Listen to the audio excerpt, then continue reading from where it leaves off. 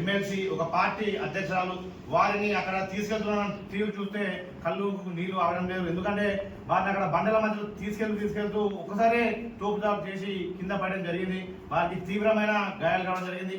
అదేవిధంగా పోలీస్ వెహికల్లో ఎక్కిస్తున్న తరుణంలో ఆ డోర్ కేసి కూడా వారిని గుద్దడము, అక్కడికి వెళ్ళినటువంటి మహిళా నాయకులను ఇష్టం ఉన్నట్టు అంటే ఒక జెంట్స్ పోలీసు కూడా మహిళలను దూరంగా ఉండాల్సిన పోలీసు కూడా మహిళా నాయకుల పైన ఇష్టం ఉన్నట్టు చేస్తూ వారిని తీసుకెళ్ళినటువంటి తీరు తెలంగాణ ప్రజానీకం మొత్తం కూడా చాలా బాధపడ్డ తీరు. ఆమె ఎందుకు పోరాటం చేస్తుంది? ఆమె ఇంట్లో కోసము కాదు. ఆమె ఎవరైతే కార్మికులు కర్షకులు ఈ కేంద్ర రాష్ట్ర ప్రభుత్వాల ద్వారా మోసపోయిన వాళ్ళు ఉన్నారో, గత ప్రభుత్వం రాకముందుకు ఏమైతే హామీలు ఇచ్చిందో ఆ హామీలను గుర్తు చేసే విధంగానే మాత్రము నిన్న కవితగా పోరాటం చేయడం జరిగింది. సో దానిని కూడా భయపడినటువంటి ఈ రేవంత్ ప్రభుత్వము ఆ అరెస్ట్ చేసిన తీరును చాలా సిగ్గుచేటు ఈ రోజు తెలంగాణ ప్రజలందరూ కూడా చాలా బాధపడుతున్నటువంటి తరుణం. ఏ విధంగా మీరు సింగరేణి కార్మికులను మోసం చేశారో ఈ రోజు తెలంగాణ ఏర్పడదంటే సింగరేణి కార్మికులు ఆ రోజు సంఘటన సమ్మెలో పాల్గొని పోరాటం చేస్తేనే ఈ రోజు తెలంగాణ రావడం జరిగింది. గత ప్రభుత్వం కూడా ఈ యొక్క హామీలను విస్మరించింది. ఈ ప్రభుత్వం కూడా వచ్చి 2.5 సంవత్సరాలు కూడా హామీలను విస్మరిస్తుంది.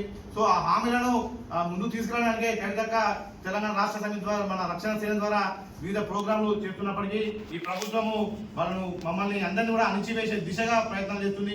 మొన్న చూస్తే పెండింగ్ లో ఉన్నటువంటి 10,000 స్కాలర్షిప్లను మేము వెంటనే రిలీజ్ చేయాలని ప్రోగ్రామ్ చేస్తే ఏదో తూతు మంత్రంగా ఒక 100 కోట్లు రిలీజ్ చేస్తామని అవి కూడా గవర్నమెంట్ ఆధ్వర్యంలో జరుగుతున్నటువంటి హాస్టల్కి ఇవ్వడం జరిగింది తప్ప ప్రైవేట్ కాలేజీలకు ఎక్కడ కూడా ఇవ్వడం లేదు. సో కవితక్క తెలంగాణ రక్షణ సేన ద్వారా ఈ తెలంగాణ రక్షణ సేన ద్వారా అందరినీ కూడా రక్షించుకుందామని ఉద్దేశంతో చేస్తున్న ప్రోగ్రాంలను ఈ యొక్క గత ప్రభుత్వంలో ఉన్నటువంటి మాజీ మంత్రులు కానివ్వండి, ఈ ప్రభుత్వంలో ఉన్నటువంటి వాళ్ళ నుండి అణిచివేసే దిశగా మీరు చేస్తున్నారు. మీరు ఎంత అణిచివేస్తే తెలంగాణ ఉద్యమంలో యువత ఎంత ముందుకెళ్ళిందో, అదేవిధంగా తెలంగాణ ఉద్యమంలో కార్మికులు ఏ విధంగా అయితే ముందుకెళ్లారో రానున్న రోజుల్లో మరొక తెలంగాణ ఉద్యమాన్ని మీరు కవితక్క నేతృత్వంలో, రియాసాల నేతృత్వంలో మీరు చూస్తారని, మమ్మల్ని అడ్డుకోకుండా ఏదైతే మీరు ఇచ్చిన హామీలను విస్మరించకుండా మిమ్మల్ని నెరవేర్చే దిశగా మీరు ప్రయత్నం చేయాలని, దానికి కవితక్క తరఫున మేమందరం కూడా వారికి అన్నదండలుగా ఉంటామని తెలియజేస్తున్నాము. Thank you.